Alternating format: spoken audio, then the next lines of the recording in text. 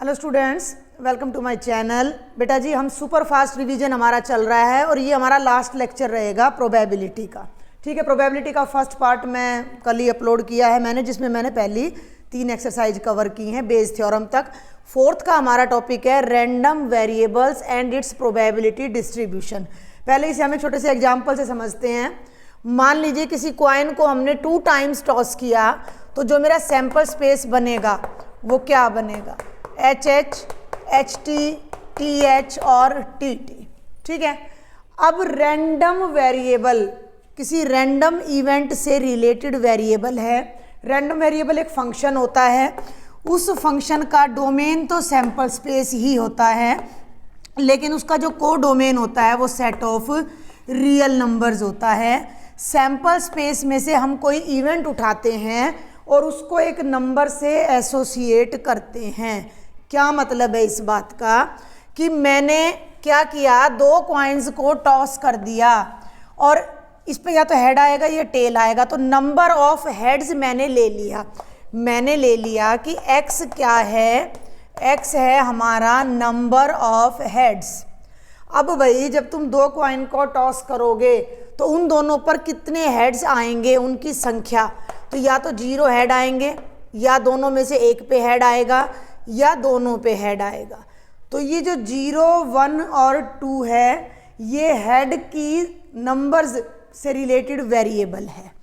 भाई x या तो 0 होएगा या 1 होएगा या 2 होएगा, तो ये एक वेरिएबल है जो इस इवेंट से रिलेटेड है, हेड आने वाले इवेंट से रिलेटेड एक नंबर है।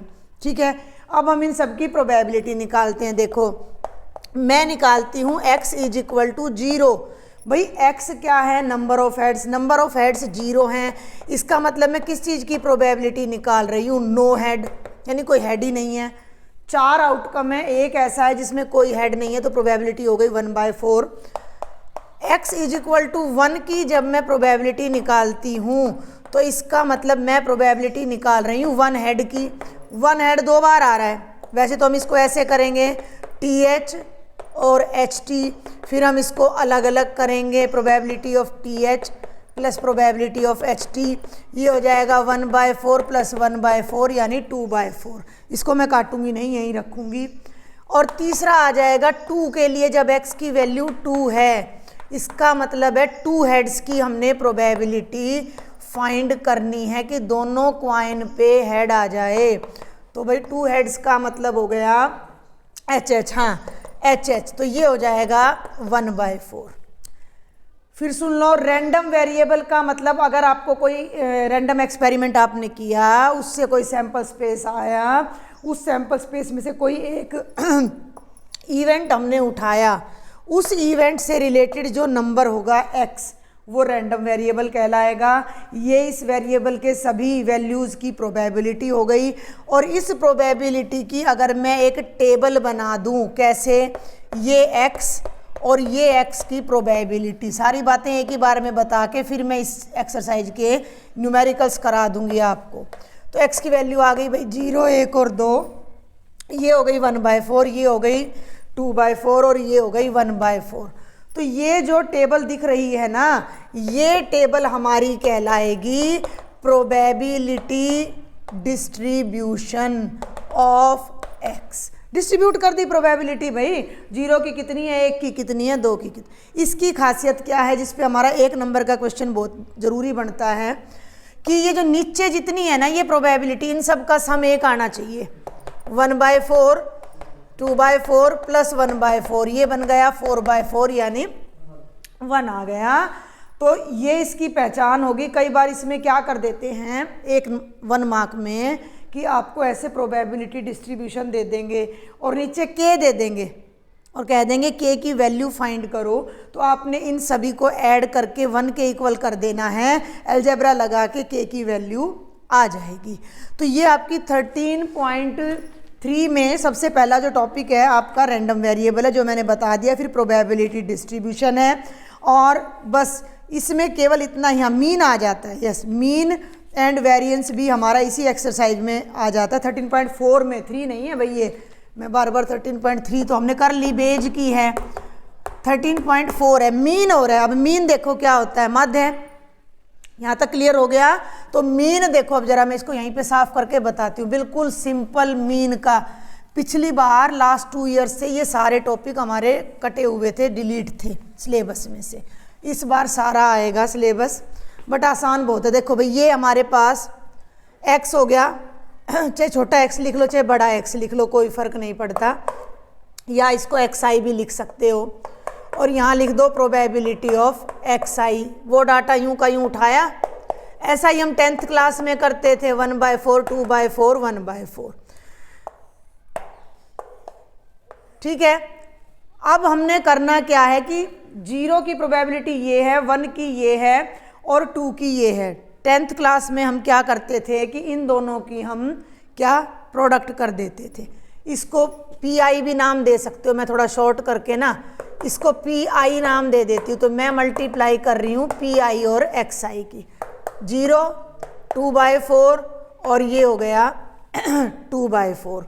तो ये हमारा कितना आ जाता है, सिग्मा PI XI आ जाएगा 4/4। बाई चांस ये भी 1 आ गया, और इनका सम ये हमारी क्या है, फ्रीक्वेंसी है।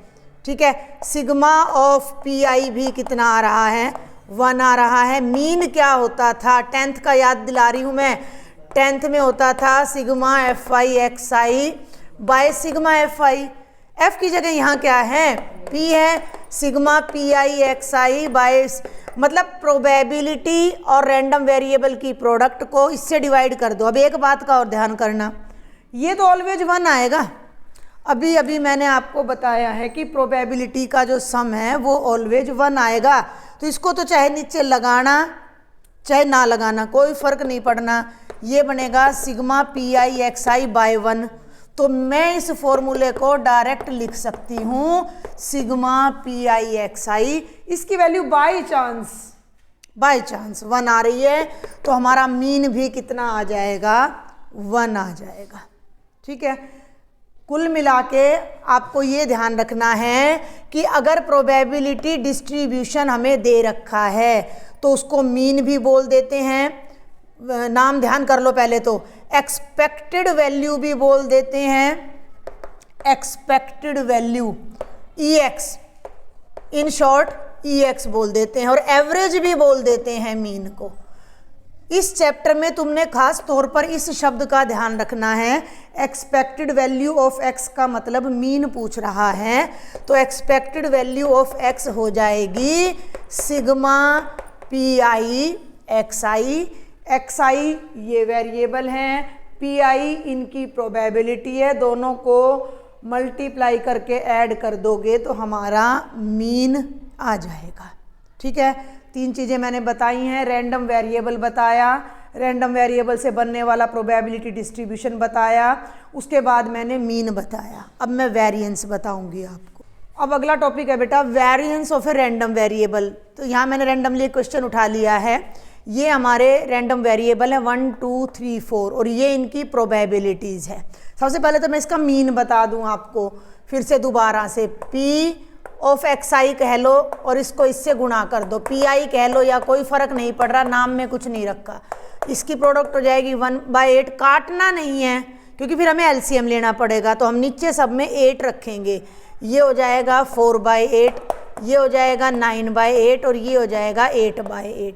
इसका सिग्मा निकाल लो, मैं PI XI ही लिखूँगी। देखो नीचे अब क्या बेनिफिट है, नीचे तो 8 है, छेड़ना ही नहीं है। 9 और 8 17 और 4 21 और 1 22, ये आ गया 22/8। ये मीन आ जाएगा क्योंकि इनका सम तो 1 आना है ना, 3 और 2 5, 5 और 2 7 और 1 8, 8/8 आएगा। तो इसकी तो वैल्यू हमने रखनी नहीं है, तो ये आपने याद रखना है। मीन का मतलब अभी अभी मैंने बताया एक्सपेक्टेड वैल्यू ऑफ x, जिसका फॉर्मूला होता है सिग्मा PI XI, जिसकी वैल्यू आ रही है 22/8। अब यहाँ काट के फाइनल आंसर लिख सकते हो 11/4। ये तो आ गया मीन। वेरिएंस 11th क्लास में आ चुका है, जिसके लिए हमें पहले डाटा का स्क्वायर करना पड़ता है। XI का हम करेंगे स्क्वायर, तो ये XI है भाई, देख लो 1 2 3 4, स्क्वायर करोगे तो 1 4 9 और सिधाई में नहीं आया, 1 4 9 और 16। अब इसका मीन निकालो पहले, मतलब इसको और इसको गुणा कर दो, PI एक्स आई स्क्वेयर, ठीक है, पी आई ये रहा, एक्स आई स्क्वेयर ये रहा, तो ये हो गया 1/8। इन दोनों की करो प्रोडक्ट 8/8, इन दोनों की करो 27/8 और इन दोनों की करो तो 32/8। इनको फिर ऐड कर दो, फिर नहीं काटूंगी मैं, ठीक है। जिनको कन्वीनियंट लगे वो काट लो, जरूरी नहीं है मैं मना कर रही हूँ तो आप भी ना काटो, मुझे ये सही लगता है, ऊपर ऊपर ऐड कर दो। 8 और 1 9, 27 और 9 36, 36 आ गया ना, और 36 और 32 68, 68/8 आ जाएगा, ठीक है। 7 और 2 18, 1 बिल्कुल सही है, 68/8 आ गया। अब हम निकालेंगे वेरिएंस ऑफ एक्स, और भाई वेरिएंस की वैल्यू उसमें कर चुके हैं, किसमें, 11th में। क्या होता था वेरिएंस की, स्क्वेयर का माध्य, ध्यान करना, स्क्वेयर का, यानी कि sigma P I x I square, sigma P I x I square minus में इस एक्सपेक्टेड वैल्यू का होल स्क्वेयर, यानी कि सिग्मा पी आई एक्स आई का होल स्क्वेयर। आप इसे ऐसे भी लिख सकते हो, ध्यान देना, ये एक्स स्क्वेयर की एक्सपेक्टेड वैल्यू है और ये एक्स ई एक्स का क्या है, होल स्क्वेयर है। जिस तरह आपको याद हो, मतलब मेन बात क्या है कि सारे डाटा का स्क्वेयर करके प्रोबेबिलिटी से पी आई से मल्टीप्लाई करो, फ्रीक्वेंसी से मल्टीप्लाई करो, इनके सम में से इसका स्क्वेयर आपने माइनस कर देना है। समझ में आई बात, sigma P I x I square में से सिग्मा पी आई एक्स आई का होल स्क्वेयर माइनस करना है। तो ये कैलकुलेशन अपनी कितनी आ रही है, 68/8 माइनस में क्या था हमारा 22/8 था, जो कि कितना आ रहा था 11/4 का होल स्क्वेयर। अब काट दो यहाँ पे, लास्ट में तो कट करना पड़ेगा, 17/2 माइनस 121/16, 16 एलसीएम 2 8 जा 17 8 जा 136 माइनस 121, 15/16 आ जाएगा हमारा variance of expected value, variance of random variable. X का वेरिएंस ये आ गया, इसको हम सिग्मा स्क्वेयर भी बोलते हैं। सारी नोटेशन आपको ये सिग्मा है भाई, कुछ इसी तरह बनता है, आप अपनी बुक में भी देख लेना, ठीक है। और अब है स्टैंडर्ड डेविएशन, ये भी 10th में 11th में करा था, स्टैंडर्ड डेविएशन। स्टैंडर्ड डेविएशन को इन शॉर्ट हम बोलते हैं एसडी, और ये एसडी सिग्मा होता है, यानी कि इसका अंडर रूट, ठीक है। वेरिएंस का अंडर रूट, केवल वेरिएंस निकालना है भाई, वेरिएंस आ गया तो स्टैंडर्ड डेविएशन भी आ जाएगा। ये 15/16 का अंडर रूट, अब ये तुम्हें कैलकुलेट करना पड़ेगा, कैलकुलेटर अलाउड नहीं है, तो 15 को 16 से भाग कर लेना, 0 16 7 ये 150 आएगा ना, 16 8 144 होता है, तो 8 पे चला जाएगा, और 6 0 16 3 48 समथिंग ये आएगा, 0.83 आएगा, और उसका भी करना होगा अंडर रूट, तो ये आ जाएगा स्टैंडर्ड डेविएशन। तो 13.4 में यही सारी चीज़ें हैं, रैंडम वेरिएबल है, फिर उसका प्रोबेबिलिटी डिस्ट्रीब्यूशन है, फिर उसका मीन है, उसका वेरिएंस है, और उसका स्टैंडर्ड डेविएशन है। जो क्वेश्चन ज़्यादा पूछे जाते हैं, एक एक नंबर में 100% आने की पॉसिबिलिटी रहती है कि आपको प्रोबेबिलिटी डिस्ट्रीब्यूशन दे देंगे, यहाँ के दे देंगे, के की वैल्यू निकालनी है। तो अब मैं इस एक्सरसाइज के कुछ न्यूमेरिकल्स कराऊंगी जो प्रीवियस ईयर के बोर्ड पेपर में आए हैं। चलो अभी सबसे पहले क्वेश्चन देखते हैं, एग्जाम्पल है एनसीईआरटी का 2008 में और 2019 में आया है, ठीक है। 2008 में आया, उसके बाद सीधा 19 में। फाइंड प्रोबेबिलिटी डिस्ट्रीब्यूशन है ये ऑफ नंबर ऑफ डबलेट्स। भाई डबलेट्स कितने हैं in three throws of a pair of die.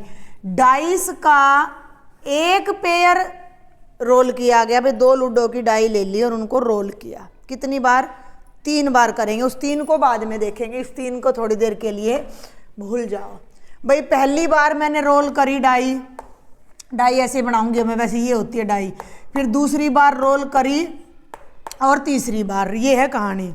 इन तीनों में कितनी बार डबलेट आया, एक तो डबलेट गिन लो कितने होते हैं। सबसे पहले तो जब डाइस को रोल करते हैं तो टोटल एलिमेंट्स कितने होते हैं 36। डबलेट्स कितने होते हैं, डबलेट्स माने 1 1 2 2 3 3, तो ये कितने हो जाते हैं 6 हो जाते हैं। कौन कौन से होते हैं 1 1 2 2 3 3 4 4 5 5 6 6। यहाँ तक समझ आया। अब एक पेयर को मैं 3 बार रोल कर रही हूं तो मैंने ये देखना है कि इन 3 बार में मेरा डबलेट कितनी बार आया। तो ये जो नंबर ऑफ डबलेट्स है इसको x मान लो। Let x is equal to number of doublets. तो 3 बार में हो सकता है मेरा एक बार भी ना आए डबलेट, या एक बार आए, या 2 बार आए, या तीनों पे ही मेरा डबलेट आ जाए। ठीक है, आगे बात समझ में यहाँ तक। अब डबलेट की प्रोबेबिलिटी और डबलेट ना होने की प्रोबेबिलिटी हमने देखनी है, तो यहीं से पहले मैं यहीं साइड में कर देती हूँ। प्रोबेबिलिटी ऑफ डबलेट, 6 डबलेट होते हैं तो 6/36, और प्रोबेबिलिटी ऑफ नॉन डबलेट कितने होते हैं 30/36, यानी कि कितना आ जाएगा 5/6। ठीक है, यहाँ तक आया समझ में।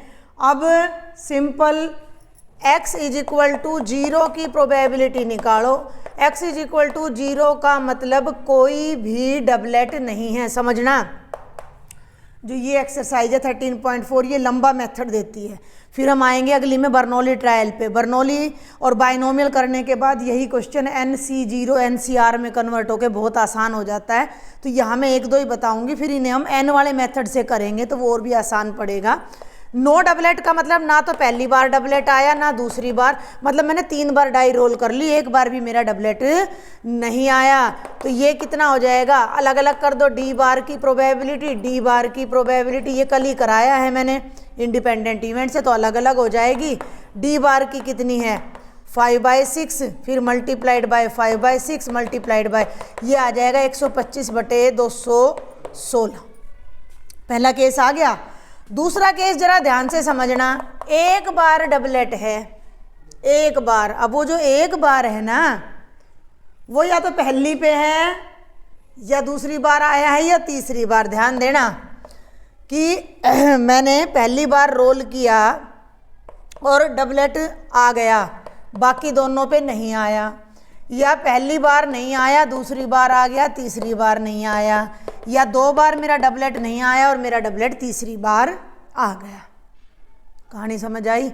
हो सकता है कि भाई पहली बार डबलेट आ जाए बाकी दोनों बार ना आए, या ये जो और है ये तो प्लस में बदल जाएगा। और तुम यहाँ देखो 2 बार तो नहीं आ रहा है, 1 बार आ रहा है, तो ये और का तो प्लस बन जाएगा, यूनियन है, ये प्लस बन जाएगा, ये हो जाएगा 3 बार D D bar D bar. तो इसको ले लो 3 बार प्रोबेबिलिटी ऑफ डी बार, फिर से probability of D bar. D की कितनी है 1/6, डी बार कितना है 5/6, 5/5 5 25 दिया 75, 75/216, ये 1 की प्रोबेबिलिटी आ गई। अब हम निकालेंगे 2 की। 2 बार डबलेट आ रहा है तो भी ऐसी ही कहानी चलेगी हमारी। 2 बार डबलेट आ रहा है, ध्यान देना। पहले पे आ गया, दूसरे पे तीसरे पे नहीं आया, पहले पे आ गया दूसरे पे नहीं आया, तीसरे पे आ गया, पहले पे नहीं आया, बाकी दोनों पे आ गया। ठीक है, ये फिर से 3 बार बन जाएगा डी डी डी बार।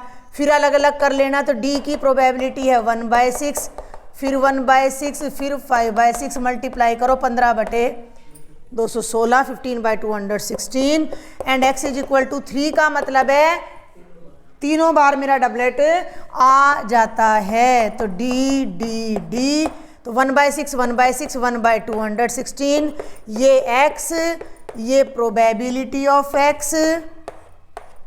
x है 0 1 2 3, कहाँ गया, ये आ रहा है 9 का 125/216, 75/216, 15/216 और 1/216। ये मेरा प्रोबेबिलिटी डिस्ट्रीब्यूशन बनता है जो कि 4 नंबर में आपसे पूछा जा सकता है। एक एक नंबर के आएंगे, एक 2 का आएगा और एक 4 का आएगा। ठीक है, यही मैंने आपको बताया था। तो ये 4 नंबर का है, इसकी पहचान क्या है, अब इसको जोड़ लो। 125 और 75 200, 216 बटे 216, इन सब का सम कितना आ रहा है, 1 आ रहा है। आगे बढ़ने से पहले मैं इसी क्वेश्चन को वहाँ लेके जाऊंगी बायनोमियल पे। अब इसी क्वेश्चन को ना मैं 13.5 पे लेके जा रही हूँ, बर्नौली ट्रायल पे। बर्नौली ट्रायल की मेन बात आपको मैं बता दूं कि कोई भी रैंडम एक्सपेरिमेंट जब हम करते हैं, कोई भी ट्रायल हम करते हैं, तो वो ट्रायल बर्नौली ट्रायल कब कहलाएगा, क्योंकि ये देखो आपका ना थ्योरी में कोई पार्ट नहीं आएगा प्रोबेबिलिटी में कि एक तो फाइनाइट नंबर ऑफ ट्रायल होना चाहिए। मान लो मैं कोई सिक्का उछाल रही हूँ तो मैं फाइनाइट टाइम्स उछालूंगी, ये नहीं कि चलता जाएगा, नहीं। ट्रायल शुड बी इंडिपेंडेंट का मतलब क्या होगा कि भाई मैंने पहली बार सिक्का उछाला या मैंने कार्ड निकाला, कार्ड पकड़ लेते हैं, फर्स्ट कार्ड मैंने बाहर निकाला तो उसको मुझे वापस रखना पड़ेगा, फिर मुझे दूसरा कार्ड निकालना है। ऐसा नहीं है कि मैंने पहला कार्ड निकाल के कहीं फेंक दिया और दूसरी बार के लिए मेरे पास 51 पत्ते रह गए, ऐसा बिल्कुल नहीं होना चाहिए। हर ट्रायल, मान लो मैं कोई गेम 5 बार खेल रही हूँ तो 5 बार इंडिपेंडेंट हम उस गेम को खेल रहे हैं, और हर ट्रायल में या तो सक्सेस होएगी या फेलियर होएगी। ये नहीं कि सिक्का उछाला और वो कहीं गिर गया, खो गया, हवा में रह गया, ऐसा कोई केस नहीं होगा कि भाई मेरे को कोई रिजल्ट नहीं मिला। क्वाइन टॉस करोगे तो हेड या टेल मिलेगा, डाई रोल करोगे तो 1 से 6 तक मिलेगा, पत्ता निकालोगे तो सर्टेनली आपको एक ए से लेके किंग तक कोई ना, मतलब आपको या तो सक्सेस मिलेगी या फेल्योर, ऐसा कुछ नहीं होगा कि कोई रिजल्ट ही नहीं आया, ठीक है। और हर बार सक्सेस की प्रोबेबिलिटी सेम रहेगी, सेम का मतलब बदलेगा नहीं, चेंज नहीं होगा, तो वो बर्नौली ट्रायल होता है। अब इसी क्वेश्चन को आसान तरीके से हम बर्नौली से कर सकते हैं। कैसे? सिर्फ इतनी सी बात है कि इनको हम नाम दे देंगे, लैंग्वेज जो बढ़ गई है वो छोटी हो जाएगी। कैसे? साथ साथ चलना, ये प्रोबेबिलिटी डिस्ट्रीब्यूशन समझ आ गया होगा। अब इसी को हम बर्नौली ट्रायल से इसका डिस्ट्रीब्यूशन बनाने जा रहे हैं। कैसे? 36 एलिमेंट हैं, डबलेट 6 हैं, ये हम वो ले लिया हमने। अब यहाँ साथ साथ ये जो प्रोबेबिलिटी है, जिस इवेंट की हम बात कर रहे हैं, मुझे डबलेट्स चाहिए, तो डबलेट मेरे लिए सक्सेस है, तो सक्सेस की प्रोबेबिलिटी को हम पी नाम देते हैं प्रोबेबिलिटी में, और फेल्योर की प्रोबेबिलिटी को क्या? भाई मैं लूडो खेल रही हूँ, मुझे अपना गेम स्टार्ट करने के लिए 6 चाहिए, तो 6 आया तो मेरी सक्सेस है, नहीं आया मेरी फेल्योर है। 6 आने की प्रोबेबिलिटी 1/6 सक्सेस की प्रोबेबिलिटी है, 6 ना आने की प्रोबेबिलिटी मेरी फेल्योर की प्रोबेबिलिटी है। तो ये शब्द यहाँ पर ऐड हो गया। तो वहाँ हम इस तरह नहीं करेंगे, जब हम बर्नौली करेंगे हम डायरेक्ट लिखेंगे probability of doublet is equal to P 1/6, और क्यू कितना हो जाएगा 1 - ये तो हम 10वीं से पढ़ते आ रहे हैं, 10th क्लास से, कि 1 में से माइनस कर दो तो ना होने की प्रोबेबिलिटी आ गई। हो गया। अब बर्नौली क्या कहता है कि कॉम्बिनेशन लगाओ। ये इतनी सारी बात जो हमने यहाँ करी, इतना लंबा, और ये तो 3 का और लंबा हो गया, 4 का हो तो पता नहीं कितना ही लंबा हो जाए, ये कुछ भी नहीं करना। एक छोटा सा फॉर्मूला दे रहा है बर्नौली कि x is equal to R की जो प्रोबेबिलिटी है वो क्या है, NC0 क्यू की, NCR लगाओ, मैं जनरल ले रही हूँ, NCR क्यू की पावर n-r और भाई p की पावर r। ये जनरल फॉर्मूला मैं यहाँ पे ले रही हूँ। अब मैं x इज इक्वल टू 0 की प्रोबेबिलिटी निकालती हूँ, तो मुझे नहीं देखना d बार, कुछ भी नहीं देखना, यहाँ पुट करो। n कितना है? 3 है, 3 बार हम ट्राई कर रहे हैं, ठीक है।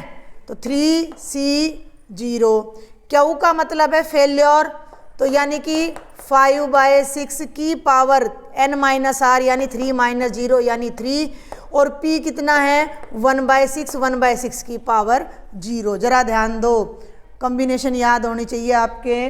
कॉम्बिनेशन कहाँ लिखूँ? अब मैं इधर लिखती हूँ, देखो एक बार ऊपर से रबी कर देते हैं। ये सारा NCR याद कर लें फटाफट, n factorial, r factorial, n-r factorial. NC0 1 होता है, NC1 n होता था। तो अब इसको देखेंगे तो 3C0 1 हो गया, ये भी 1 हो गया, तो ये क्या आ गया 125/216, वही चीज़ आ गई। इतना सब कुछ नहीं लिखना था हमने। अगले पे आ जाओ 1 के लिए, इसको बस सिंपली यहीं इसके बराबर में ही कर देती हूँ, बल्कि मैं ये देखो, अरे किसी की पावर 0 1 होती है, 3C0 1 हो गया, 5/6 को 3 बार करोगे तो 120/216 आ गया। अब मैंने 1 की प्रोबेबिलिटी निकालनी है, मैंने निकालनी है x इज इक्वल टू 1, तो क्या यहाँ रखो 3c1, क्यू का मतलब 5/6 की पावर 3 में से 1 गया 2, p का मतलब 1/6 की पावर 1, बिल्कुल वही चीज़ आ जाएगी ऊपर जो है। अब देखो 3c1 3 nc1n होता है, ये हो जाएगा 25/36 इंटू 1/6 75/216 ऑलरेडी आया हुआ है। ये बहुत आसान पड़ेगा। अगर हमसे पेपर में प्रोबेबिलिटी डिस्ट्रीब्यूशन पूछा गया है तो हम सीधा बर्नौली से कर सकते हैं। और अब हम यहाँ देखो कितनी तो जगह बच गई, अब हमारी जितनी स्पेस में ये पूरा क्वेश्चन आएगा उससे आधे में आ जाएगा। अब ये हमारा 1 की आ गई। अब मैं डायरेक्ट 2 की निकालूं तो यहाँ से देखो 3c2 5/6 की पावर 3 माइनस 2 1 और 1/6 की पावर 2, 3c2 भी 3 होता है, सॉल्व कर लेना। 5/6 और 1/36 कितना आ गया 15/216, वही आ रहा है। तो ये हमें ज़्यादा आसान पड़ेगा। एंड एट लास्ट जब तुम 3 की प्रोबेबिलिटी निकालोगे, NCN1 होता है, सारे फॉर्मूले बता दिए मैंने, NCN-R के बराबर होता है और NCN1 होता है। तो ये आ जाएगा, यहाँ देखो भाई 3c3, क्यू का मतलब 5/6 की पावर 0 और 1/6 की पावर, ये भी 1 ये भी 1 और ये हो जाएगा 1/216। सीधा ये डिस्ट्रीब्यूशन की टेबल बना के तैयार कर दो, ठीक है। तो जो सेकंड नहीं फिफ्थ एक्सरसाइज थी उसमें भी यही चीज़ें आ रही हैं। एक दो नई चीज़ और आएंगी जो मैं बता दूंगी। एक्सरसाइज 5 ही है हमारे पास भाई, मिसलिनियस और बच जाती है। तो इट मीन्स जो मेन बातें हैं वो मैंने आपको सारी बता दी। फिर कुछ इंपॉर्टेंट क्वेश्चंस और डिस्कस करते हैं। चलो भाई 1-2 क्वेश्चन की और प्रैक्टिस करते हैं। ये आपका एग्जाम्पल नंबर 31 है NCERT का, लेकिन ये एग्जाम में आया हुआ है 2006 में, 8 में और 19 में, ठीक है भाई। बार बार रिपीट हो रहे हैं क्वेश्चन, तो 2006 में, 8 में और 19 में, तो क्या पता 23 में भी आ जाए। A fair coin is tossed 10 times. जब इस तरह का क्वेश्चन आ जाए तो बर्नौली को उठा लेना है।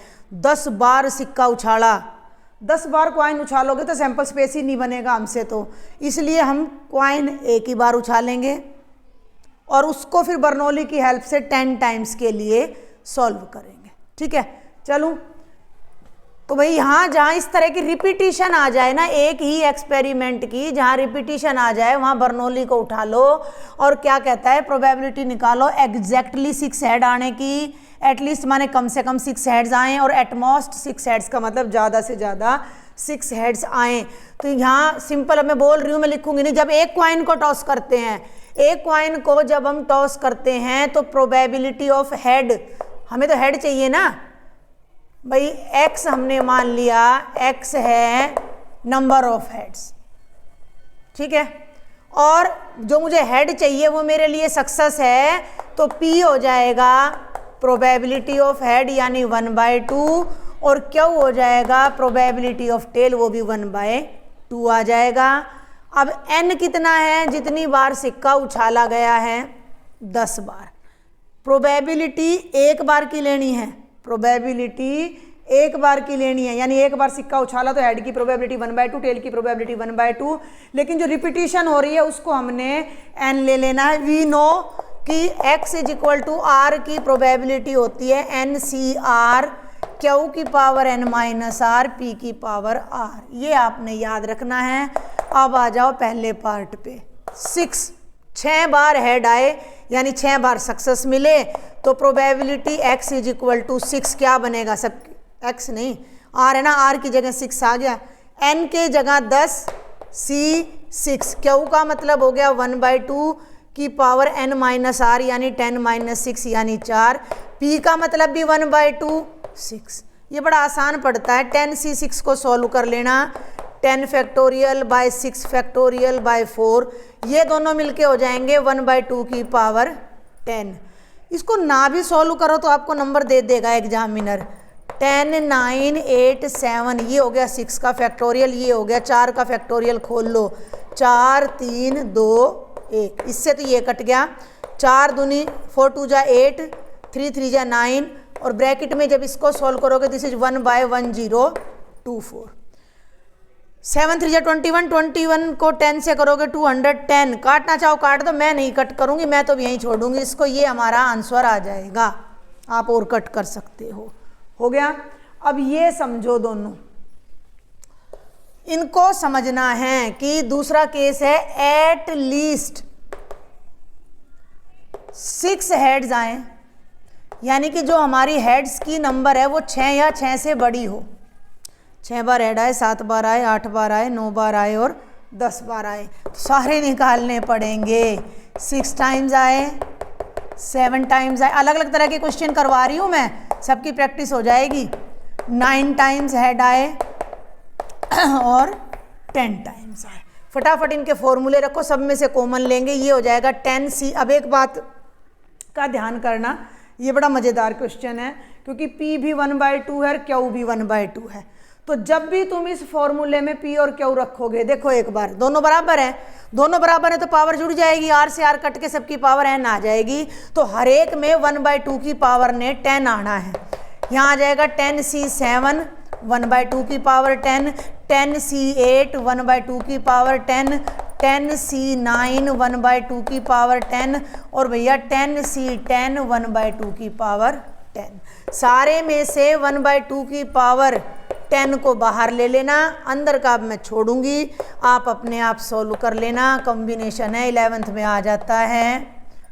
और इसकी खासियत बता दूं, 10C10 तो 1 हो जाएगा, ठीक है, 10 में से 9 गए 1, 10C1 10 हो जाएगा, ये 1 हो जाएगा, ये 10 हो जाएगा, 10C8, ये तीनों आप सोल्व करके जो भी वैल्यू आए उसको पुट कर देना। और बच जाता है हमारा ग्रेटर देन, नहीं एट, हाँ ये देखो, अब तुम एक बार इसका आंसर मैं एक बार देखती हूँ क्या आ रहा है, फिर मैं बताती हूँ। ये आ रहा है 193/512, ये जरूर चाहिएगा हमें, क्यों चाहिएगा वो भी बताऊंगी। ये भी कट के 512 आ जाएगा, 105/512 आ जाएगा। अब उस पे आ जाओ तीसरे पार्ट पे। एट मोस्ट माने ज़्यादा से ज़्यादा 6 हेड आए। प्रोबेबिलिटी, वैसे ये लॉन्ग है क्वेश्चन, जो मेरी समझ है उसके हिसाब से, पर ये 4 में दे सकता है। कई दिन के बाद पूरा सिलेबस आ रहा है तो थोड़ी सी अपनी तैयारी करके चलनी है। ज़्यादा से ज़्यादा 6 हेड आए तो 6 या 6 से कम आने चाहिए, ठीक है। सुन लो मेरी बात ध्यान से, 6 या 6 से कम आए तो 1 में से घटाना चाह रहे थे। 0 आए, 1 आए, 2 बार आए, 3 बार आए, 4 बार आए, 5 बार आए और 6 बार आए। अब इसको सोल्व मत करना सारे को, बहुत लंबा हो जाएगा। क्या करेंगे, ये जो है ना सारा और यहाँ तक, इसको 1 में से ये माइनस कर दो। आप वो याद करो, एक रिजल्ट मैंने शुरू में ही बताया था कि प्रोबेबिलिटी डिस्ट्रीब्यूशन की प्रोबेबिलिटीज का सम 1 होता है, ठीक है ना। ये x है, एक बार समझने की कोशिश करो, क्योंकि आपने मेन है बेस समझना है। क्वेश्चन घूम के चाहे कोई भी आ जाए, तरीका यही रहना है, वही प्रोबेबिलिटी जो 9वीं 10वीं में की हुई है। 0 1 2 3 4 5 6 7 8 9 और 10, इनकी आ गई प्रोबेबिलिटी, नीचे जो भी आ गई ABCD। अब इन सब का सम 1 है और 6 से लेकर 10 तक की प्रोबेबिलिटी हम निकाल चुके हैं, वो आ रही है 193/512। सुन रहे हो मेरी बात को। अगर इस सारी प्रोबेबिलिटी को मैं 1 में से माइनस कर दूं तो ये आ जाएगी 5 तक की, तो 5 तक का तो मेरा काम हो गया ना। ये हो गया 1 - 193/512 और 6 की निकाल देना, और नहीं निकाला तो 6 की ये निकली पड़ी है हमारे आगे 1/2 की पावर 10। इसको सॉल्व कर लो, वरना ऐसे 7-8 बार करोगे तो बहुत ही, 7 बार तो बहुत लंबा हो जाएगा। तो ये ट्रिक आपने ध्यान रखनी है कि इस पूरी प्रोबेबिलिटी डिस्ट्रीब्यूशन का सम 1 होता है।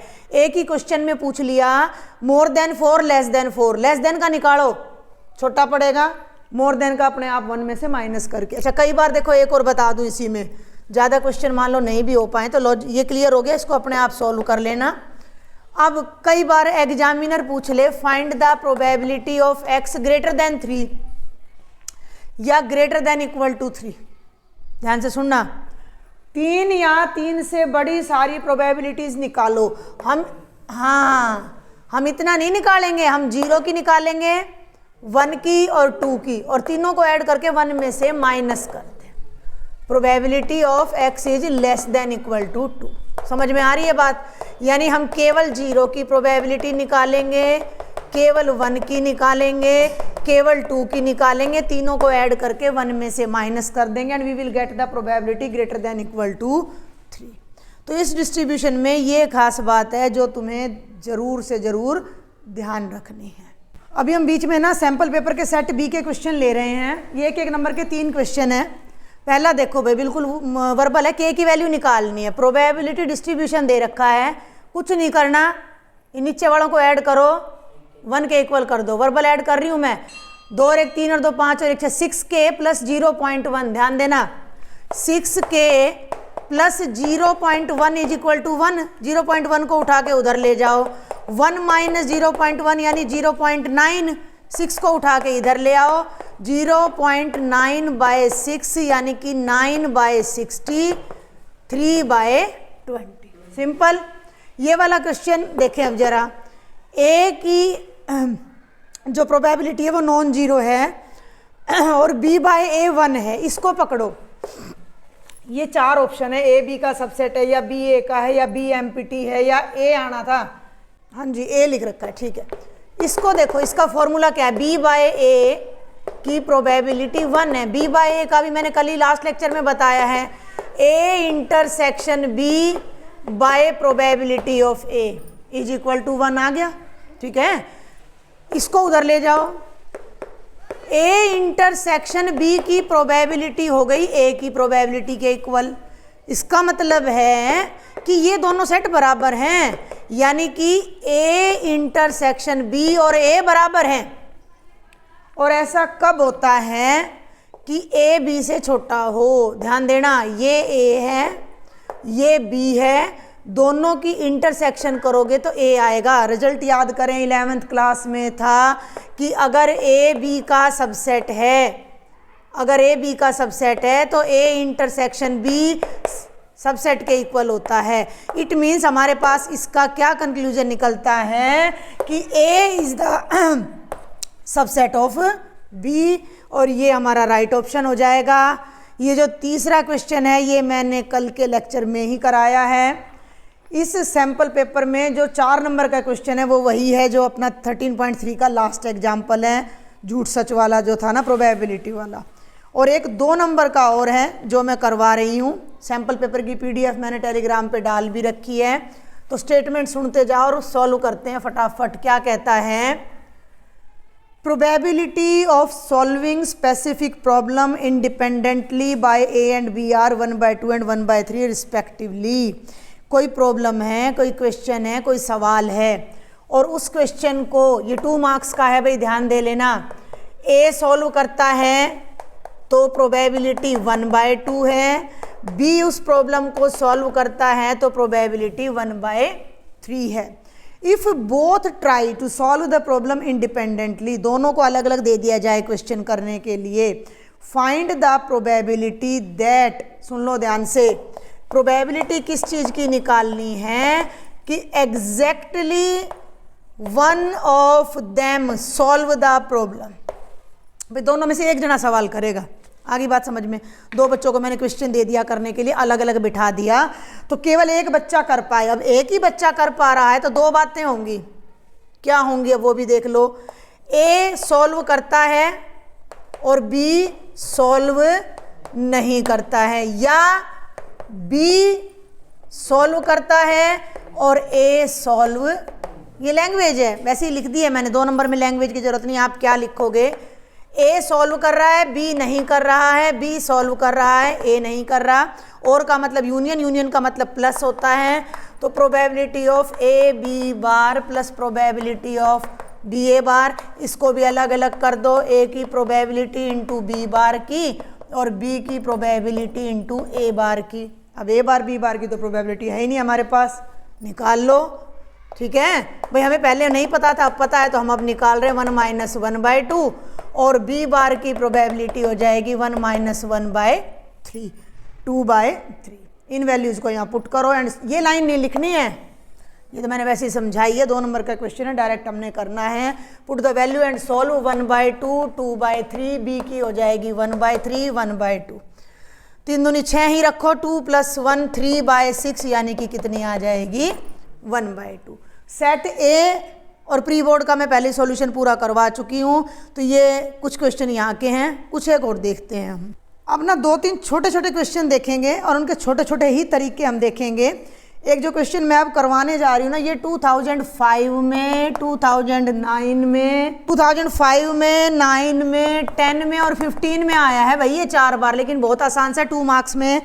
एक card is drawn from a pack of 52 cards, 52 पत्तों में से एक पत्ता निकाला, and then a second card is drawn without replacement. ये विदाउट रिप्लेसमेंट वाले जितने भी हैं वो मल्टीप्लिकेशन थ्योरम से करने हैं, 13.2 में जो मैंने समझाई है। देखो कैसे, एक पत्ता निकाला, उसको नहीं रखा, दूसरा निकाल लिया। What is the probability that both are queens. एक ही लाइन में क्वेश्चन करवाऊंगी, पहला पत्ता भी क्वीन है और दूसरा भी क्वीन है। क्वीन को क्यू से ले लिया, जो थोड़ा बहुत लिखना है वो आप लिखाना, let Q is the event of getting a queen, ठीक है ना, या E is the event of getting a queen.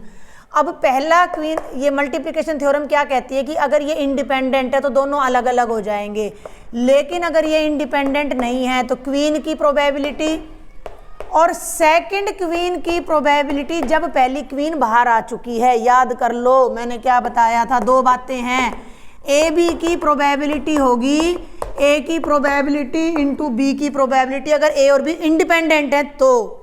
अगर ए और बी इंडिपेंडेंट नहीं है तो ए की प्रोबेबिलिटी और बी की प्रोबेबिलिटी, जब ए हो चुका है, conditional probability of B, condition लग गई ना। अब 52 में क्वीन कितनी होती है, 4, लेकिन उसको वापस नहीं रखा तो क्वीन कितनी बच गई, 3 पत्ते कितने बच गए, 51। इसको सॉल्व कर लेना, सिंपल, बिल्कुल आसान है। एक और देखते हैं फटाफट इसी तरीके का।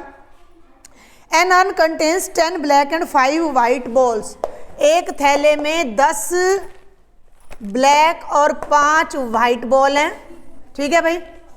2 balls are drawn from the one after the other without replacement. What is the probability that both are black? 2 ball निकाली हैं, वापस नहीं रखी हैं, दोनों ब्लैक हों।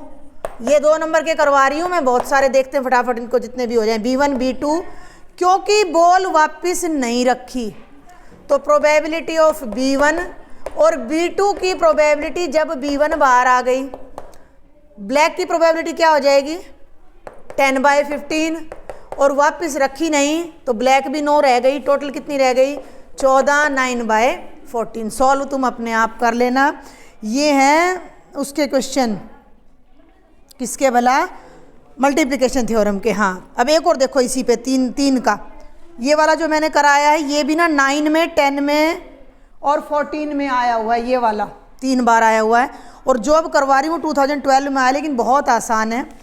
3 cards are drawn from a pack of 52 cards without replacement. 3 पत्ते निकाले हैं, इस बात की क्या प्रोबेबिलिटी है, what is the probability that first 2 are kings, पहला भी किंग है, दूसरा भी किंग है, and the third is an ace, तीसरा इक्का है। समझ गए बात को। मल्टीप्लिकेशन थ्योरम पे फिर आ जाओ। किंग की प्रोबेबिलिटी डायरेक्ट ऐसे ही करना, 2 नंबर में तो किंग की प्रोबेबिलिटी 4 में आ जाए ना, यही क्वेश्चन, अगर आएगा नहीं बाई चांस आ जाए तो इसको अलग निकाल के दिखा देना, इसको अलग निकाल के दिखा देना, और तीसरे स्टेप में इनको मल्टीप्लाई करके। 2 नंबर में आ रहा है तो ऐसे ही दिखाना है। K1 हो गया, उल्टा कर गई मैं। K1 की प्रोबेबिलिटी, K2 की प्रोबेबिलिटी जब K1 हैपन हो चुका है, और A की प्रोबेबिलिटी जब K1 और K2 दोनों हैपन हो चुके हैं। पहला कार्ड जब हम निकालेंगे तो हमारे पास 52 कार्ड है, 4/52, लेकिन उसको मैंने वापस नहीं रखा तो टोटल पत्ते रह गए 3 किंग रह गए और टोटल रह गए 51, और अब उसको भी वापस नहीं रखा तो टोटल रह गए 50 और एस कितने होते हैं 4। इसकी जो कैलकुलेशन करोगे तो आंसर आ जाएगा। अब इसी बात को ध्यान से सुन लो, अगर यही क्वेश्चन 4 मार्क्स में आए तो आप लिख के आओगे K1 is the event that first card is a king और फिर उसकी प्रोबेबिलिटी निकाल दो। K2 is the event that second card is a king, फिर लिख देना because card is not replaced. Video को स्लो करके अपना लिख लेना अब आप, because card is not replaced, इसको निकाल देना। फिर लिख देना A is the event that third card is an S, फिर इसको लिख देना, फिर ये फॉर्मूला लगा के मल्टीप्लाई। तो यही क्वेश्चन 4 नंबर में फिट हो जाएगा। एक और क्वेश्चन हम देखते हैं, बड़ा मज़ेदार और इम्पॉर्टेंट भी है। अभी मैंने आपको प्रॉब्लम सॉल्विंग का बताया था मैथ्स का कि ए की पॉसिबिलिटी ये है, बी की ये है, उनमें से कोई एक सॉल्व करेगा। अब देखो, a problem in mathematics is given to 3 students whose chance of solving it are 1/2, 1/3, 1/4। 3 बच्चों को एक मैथ का क्वेश्चन दिया गया और पहला बच्चा सॉल्व कर देगा 1/2 प्रोबेबिलिटी है, दूसरा बच्चा कर देगा 1/3 है, तीसरा बच्चा सॉल्व कर देगा प्रोबेबिलिटी 1/4 है। ना करने की भी निकाल दो साथ के साथ, 1 में से माइनस कर देना, ये तो 10th का काम है आपका। 1 - 1/3 कितनी हो गई 2/3 और C बार हो जाएगी 1 - 1/4 यानी 3/4। कोई दिक्कत यहाँ तक? अब ये क्या कहता है, what is the probability that problem will be solved. बात को सुनना ध्यान से, हमें प्रोबेबिलिटी निकालनी है कि प्रॉब्लम विल बी सॉल्व्ड। अब इसको सुनना ध्यान से, अगर सोल्ड पे चलोगे तो बहुत लंबा बनेगा। ए ने सॉल्व करा, बी और सी ने नहीं करा, ए और बी ने करा, सी ने नहीं करा, ए बी और सी ने करा, बी ने करा, सी ने नहीं करा, ए ने नहीं करा, मतलब बहुत सारे केस बन जाएंगे, बहुत लंबा क्वेश्चन चला जाएगा। उसकी बजाय अब भाई 3 बच्चों को क्वेश्चन दे दिया, 3 बच्चों को प्रॉब्लम दे दी, तो या तो तीनों ने सॉल्व, प्रॉब्लम सॉल्व तब होएगी कि या तो कोई एक या कोई 2 या कोई 3 करे या कोई भी ना करे, 2 ही बात होएगी, या तो प्रॉब्लम सॉल्व होएगी या प्रॉब्लम सॉल्व नहीं होएगी। तो problem will be solved plus problem will not be solved कितना होएगा 1। भाई आपको मैं 3 बच्चों को कोई क्वेश्चन दे देती हूँ तो 2 ही ऑप्शन होंगे, या तो जो क्वेश्चन जो स्टेटमेंट मैंने दी है, वो जो पर्टिकुलर सवाल मैंने दिया है वो सॉल्व हो जाएगा या वो सॉल्व नहीं होएगा। हम इसको देख ही नहीं रहे किसने सॉल्व किया किसने नहीं किया, हम तो 2 ही चीज़ें देखेंगे, either the problem is solved और द प्रॉब्लम इज अनसॉल्व्ड। तो प्रॉब्लम सॉल्व होती है या प्रॉब्लम सॉल्व नहीं होती है, तो दोनों मिलकर 1 हो गए। इसको उधर ले जाओ तो प्रॉब्लम सॉल्व हो जाएगी। ये प्रॉब्लम विल बी सॉल्व्ड की प्रोबेबिलिटी क्या हो जाएगी 1 माइनस प्रॉब्लम नॉट सॉल्व्ड। अब जब प्रॉब्लम सॉल्व नहीं हुई इसका मतलब ना तो ए ने सॉल्व की, ना बी ने की, ना सी ने की। 3 ही तो बच्चे थे, एक ने भी नहीं करी, उसको 1 में से माइनस कर दो। तो ये बिल्कुल आसान सा क्वेश्चन हो गया। ए बार की प्रोबेबिलिटी, बी बार की प्रोबेबिलिटी और सी बार की प्रोबेबिलिटी 1/2, 1/3, ठीक कर रही हूँ ना मैं, 1/3 नहीं है ये 2/3 है और 3/4। 3 से 3 कट गया, 2 से 2 कट गया, 1 माइनस 1/4 हमारा आंसर आ जाएगा 3/4। और ये क्वेश्चन 2-3 बार एग्जाम में पूछा जा चुका है, 2020 में, 2018 में भी पूछा जा चुका है, ठीक है। और एक और आ रहा है क्वेश्चन भाई, ये ना 9 में, 10 में, 11 में, 14 में, 15 में, 18 में, 19 में और 20 में इतनी बार पूछा गया है। बिल्कुल आसान सा क्वेश्चन है। क्या क्वेश्चन है 2 मार्क्स में कि एक बैग में 10 वाइट और 15 ब्लैक बॉल है। अभी यहीं करा देती हूँ। एक बैग में 10 वाइट और 15 ब्लैक बॉल्स हैं। सुन लो ध्यान से, कितनी बार ये आया हुआ है, 1 2 3 4 5 6 7 8 बार ये प्रीवियस ईयर में आ चुका है। 2 बॉल निकाली विदाउट रिप्लेसमेंट है। इस बात की क्या प्रोबेबिलिटी कि पहली वाइट और दूसरी ब्लैक है।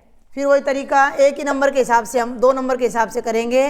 पहली वाइट है, दूसरी ब्लैक है, बॉल वापस नहीं रखी है, तो प्रोबेबिलिटी ऑफ वाइट और ब्लैक की प्रोबेबिलिटी जब वाइट बाहर जा चुकी है। वाइट में तो कोई अड़चन है ही नहीं, पहली बॉल वाइट है तो क्या हो जाएगी प्रोबेबिलिटी भाई, टोटल बॉल कितनी 10, हाँ 10/25, 10/25। अब उसको वापस नहीं रखा तो बॉल रह गई 24, ब्लैक तो 15 ही है, इसको अपना सॉल्व कर देना। ये आपका बिल्कुल आसान सा क्वेश्चन कम से कम भी 8-9 बार आपसे एग्ज़ाम में पूछा जा चुका है। ठीक है, और आपके 2-2 नंबर के बड़े जो छोटे छोटे क्वेश्चन हैं जो मैंने बड़े क्वेश्चंस में ही कवर कर लिए हैं कि डाई को 6 बार फेंका है तो 4 सक्सेस की प्रोबेबिलिटी आप फाइंड करो। ठीक है, एक आधा इनमें से मैं बता देती हूँ आपको ताकि आप कंफ्यूज ना हो बाद में 2 मार्क्स में। ये सब बर्नौली के हैं। ठीक है, ये सब बर्नौली के हैं। फाइंड द, सुनना ध्यान से, find the probability of getting 5, भाषा पकड़नी है भाई, exactly twice in 6 throws of a dice. एक डाई को 6 बार फेंका तो n हो गया 6, हमें 5 चाहिए, ओनली 5। डाई को रोल करो तो 5 आने की प्रोबेबिलिटी क्या है, 1/6, 1/6। तो प्रोबेबिलिटी हो गई 1/6, क्यू हो गया 5/6, और कितनी बार चाहिए, 2 बार चाहिए। तो वही अपना फॉर्मूला लगा देंगे, कौन सा, probability of x = r NCR, Q की पावर n-r, p की पावर r। r कितना है, 2 है। तो बिल्कुल आसान सा हमारा क्वेश्चन था। 6C2 क्यू की जगह आ गया 5/6 की पावर 6 में से 2 गए 4 और 1/6 की पावर 2। इसको सॉल्व अपने आप कर लेना। तो ये बर्नौली के 3-4 क्वेश्चन आपके घुमा फिरा कर आ रहे हैं 2-2 नंबर में, जो कि बहुत ही आसान है। एक क्वेश्चन और देखते हैं बेटा, ये भी कई बार रिपीट हो रहा है हमारा। 2002 में, 8 में, 15 में और 17 में, NCERT में ही कहीं है, ये कौन सा है देख लेना, समझना। A and B throw a coin alternatively. Alternatively का मतलब पहले A की बारी आई, A ने क्वाइन टॉस किया, फिर उसने B को दे दिया, B ने टॉस किया, फिर A ने, फिर B ने, फिर A ने, फिर B ने। ठीक है, till one of them gets a head, तब तक सिक्का फेंकते रहेंगे जब तक कि हेड ना आ जाए। एंड विंस द गेम, और वो बंदा A हो या B हो वो गेम को जीत ना जाए। Find their respective probabilities of winning, उनके दोनों के जीतने की अलग अलग प्रोबेबिलिटी निकालो। सिर्फ इस बात को समझना है कि जीतने की प्रोबेबिलिटी कैसे निकलेगी, बाकी सब आसान है। ए के जीतने की, मान लो ई हमने ले लिया कि ए गेट हेड्स, या तुम इसको ऐसे भी कह सकते हो ए विंस, भाई ए जीत गया, ए का हेड आ गया और ए जीत गया। तो ए के जीतने की प्रोबेबिलिटी हो गई 1/2, और हेड नहीं आया तो हारने की भी कितनी हो गई 1/2। सिमिलरली एफ हमने ले लिया, बी जीत रहा है, बी भी कब जीतेगा, जब हेड आएगा। हेड आने की भी प्रोबेबिलिटी क्या है 1/2, और बी के हारने की भी प्रोबेबिलिटी क्या है। अब खेल को समझो, हमने पहले निकालनी है कि प्रोबेबिलिटी किस बात की निकालनी है, ए के जीतने की। A wins the game, A wins the game, win मत लिखो भैया, बी गेट हेड्स लिख लो, बी गेट हेड, विन मत लिखो क्योंकि अभी विन का मैं बताऊंगी। देखो ए का हेड आया तो उसको ई नाम दे दिया, हेड आया तो 1/2, नहीं आया तो 1/2। बी का हेड आया तो उसको एफ नाम दे दिया। अब ए जीतते, मान लो ए ने बारी शुरू करी, तुम बात को समझना, बस यही खेल है इस सवाल में और कुछ नहीं है। ए ने खेलना शुरू करा, खेलते ही हेड आ गया, वो जीत गया, बी की तो बारी ही नहीं आई, ए जीत गया, खत्म कहानी। या फिर ऐसा हुआ ए ने क्वाइन, नहीं बारी पहले हम एक ही मान के चल रहे हैं, पहले हम एक ही टर्न लेके चल रहे हैं, एक ही टर्न थी, ए बेचारा हार गया, बी के पास क्वाइन गया, बी भी हार गया क्योंकि हमने ए को जिताना है। तो ए कितनी बार में जीतेगा, तीसरी बार में। भाई पहली देखो एक सिंपल सा खेल है, ये ए है और ये बी है, ए पहली बार सिक्का फेंकेगा तो बी की बारी खत्म होगी, दूसरी बार बी फेंकेगा तो ए की बारी खत्म होगी, तीसरी बार ए फेंकेगा तो बी की बारी खत्म होगी। मतलब ए की बारी या तो पहली बार आ रही है या तीसरी बार आ रही है या 5वीं बार आ रही है, बी की बारी दूसरी बार आ रही है, चौथी बार आ रही है, छठी बार आ रही है। अगर ए शुरू करता है खेल को तो या तो, और ये कह रहा है कि ए के जीतने की प्रोबेबिलिटी बताओ, तो या तो ए पहली बार में जीत गया, पहली बार में नहीं जीतता तो तीसरी बार में, और नहीं तो पहली बार में ए हार गया, फिर बी हार गया, फिर ए हार गया, फिर बी को तो हारना ही पड़ेगा क्योंकि जीतना किसने है, ए ने। और ये कहानी चलती चली जाएगी क्योंकि हो सकता है एक जीत ही ना पाए बेचारा। यहाँ तक समझ आ गया? और का मतलब प्लस हो जाएगा, ये मल्टीप्लिकेशन रूल से अलग अलग हो जाएंगे। अब इस सवाल में कुछ नहीं है, ई की प्रोबेबिलिटी प्लस इसको अलग अलग कर लो, ई बार, एफ बार और ई, 3 टर्म आ गई। यहाँ भी प्लस कर लो, ये 5 आएंगी अलग अलग। ठीक है, समझना सबकी प्रोबेबिलिटी 1/2 है तो हमें कोई फर्क नहीं पड़ रहा। ये आ गया 1/2, 1/2, 1/2, 1/2 कितनी बार आएगा, 3 टाइम्स। 1/2, 1/2 कितनी बार आएगा, 5 टाइम्स। और ये अप टू इन्फिनिटी जा रहा है, जीपी है ये, ज्योमेट्रिक प्रोग्रेशन। 1/2, इसको इससे डिवाइड करोगे 1/2 का स्क्वायर, इसको इससे डिवाइड करोगे 1/2 का स्क्वायर, तो ये इनफाइनाइट जीपी है जिसकी पहली टर्म 1/2 है। कॉमन रेशो क्या होती है, second term by first term, इसको इससे डिवाइड करोगे तो 1/2 का आ जाएगा होल स्क्वायर। और भैया अब इनफाइनाइट जीपी का जो सम है उसका फॉर्मूला रख दो इसके अंदर। 11th में हमारा इनफाइनाइट जीपी आ जाती है, तो ये जो बात चल रही थी वो सारी क्या आ जाती है, a/1 - r। ये इनफाइनाइट जीपी का सम होता है अगर r 1 से कम है, और ये 1 से कम है, 1/4 है। यहाँ वैल्यू पुट कर दो, a की वैल्यू कितनी है 1/2, r की वैल्यू कितनी है 1/4, 1/2, 4 1 जा 4, 3/4, 1/2 × 4/3, 2 2 जा 4। ए के जीतने की प्रोबेबिलिटी आ रही है 2/3। बी की निकालने की ज़रूरत ही नहीं है, दो ही बंदे खेल रहे हैं। एक के जीतने की 2/3 है तो बी के जीतने की कितनी हो जाएगी 1 - 2/3 यानी कि 1/3। तो ये थोड़ा अलग टाइप का क्वेश्चन था, इम्पोर्टेंट है क्योंकि 3 बार हमारा एग्ज़ाम, 3 नहीं 4 बार ये हमारा एग्ज़ाम में आ चुका है, तो थोड़ा हटके था। और ये एक लास्ट क्वेश्चन हम देखेंगे, ये 13 और 17 में आया है, ये भी थोड़ा अलग है। जो देखो मेरी बात सुन लो, प्रोबेबिलिटी डिस्ट्रीब्यूशन के 2-3 क्वेश्चन हो गए हैं, आप उनकी प्रैक्टिस आराम से कर सकते हो उसी टाइप के, और जो और डिफरेंट थे मैंने बता दिए हैं। ये कहता है the probability of hitting the target by a shooter is 3/4। Shooter माने कोई शूट करने वाला है, वो अपने टारगेट को सही शूट करेगा, उसकी प्रोबेबिलिटी 3/4 है। How many times, at least, कम से कम माने एटलीस्ट माने कम से कम कितनी बार, ही शुड फायर, उसे कम से कम कितनी बार गोली चलानी चाहिए, ऑन द टारगेट, अपने टारगेट पर, such that the probability of hitting the target at least once is more than 0.95। ये बहुत डिफरेंट क्वेश्चन है, 2013 में और बेटा जी 2017 में आया है ना।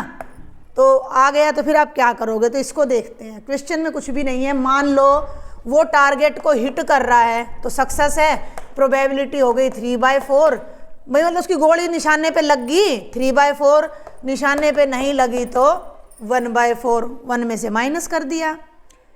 अब ये कह रहा है कि कम से कम कितनी, भाई उसको यहाँ टारगेट है इसका सामने, कम से कम कितनी बार गोली चलाए, मतलब पता ही नहीं कितनी बार चलाए, यानी n निकालना है, n निकालना है कि भाई कम से कम कितनी बार फायर करे कि टारगेट पर उसकी एक बार में एटलीस्ट वंस। 2 चीज़ें गड़बड़ कर रही है यहाँ पे, एक एटलीस्ट यहाँ आ रहा है, एक एटलीस्ट यहाँ आ रहा है।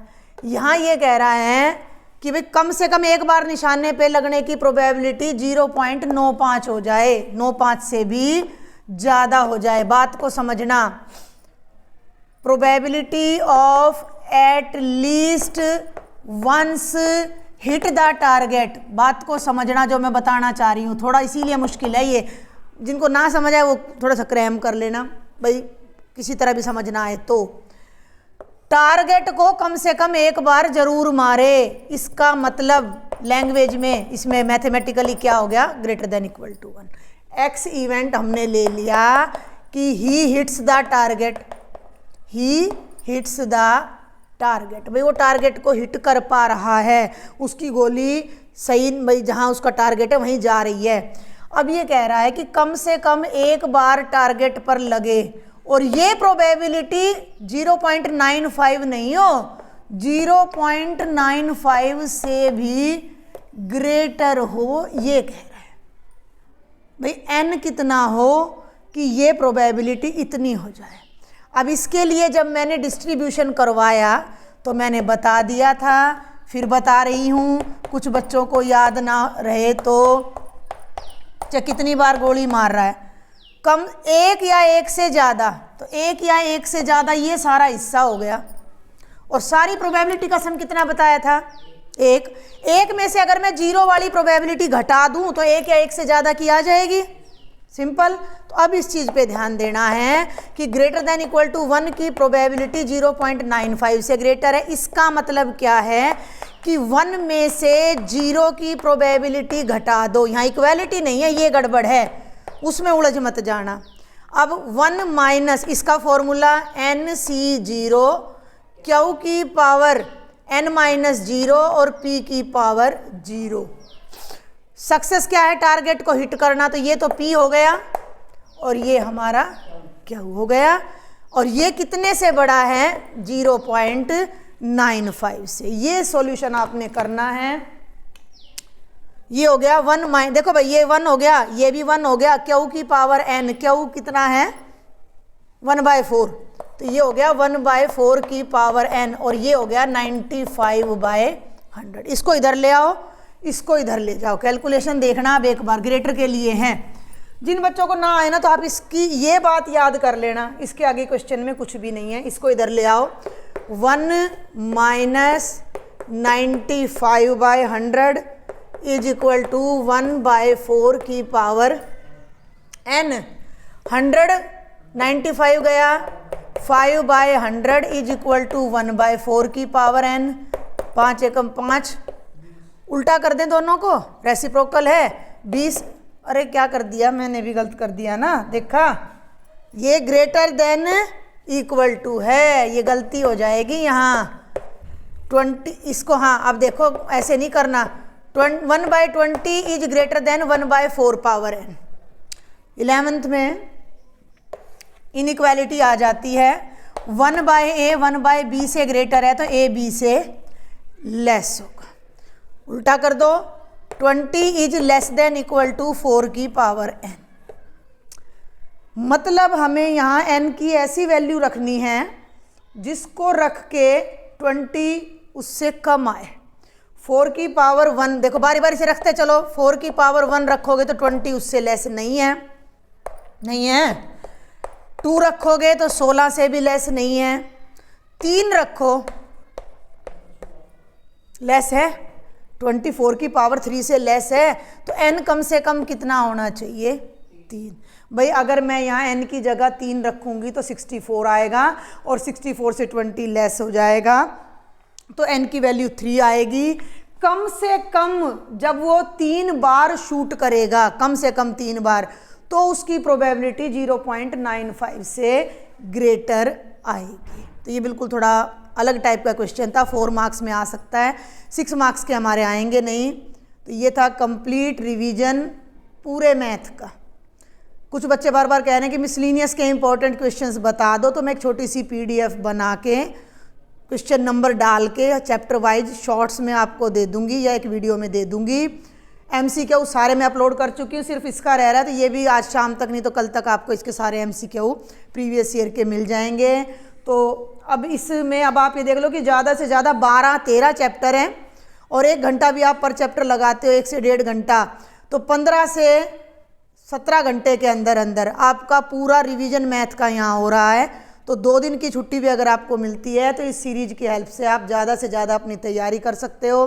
बार बार पूछ रहे हैं बच्चे मुझे कमेंट बॉक्स में, इतने कमेंट्स आप डालते हो, मैडम ये क्वेश्चन करके हम पास हो जाएंगे।